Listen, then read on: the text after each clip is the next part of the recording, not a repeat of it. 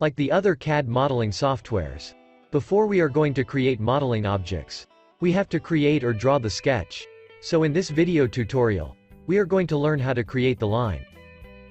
We have to make decision which plane that we would like to work on before we are going to draw the line. So I click the front face of view cube to define work plane. Go to sketch. Click line. Click on design area to place the start point of the line. Move the mouse and click to set up the end point of the line.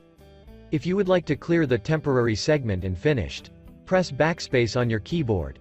Now I go to reactivate the line again. Click line, click on the design area to set up the line start point.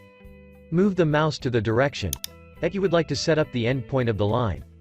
Or you still move your mouse and click to place other endpoints.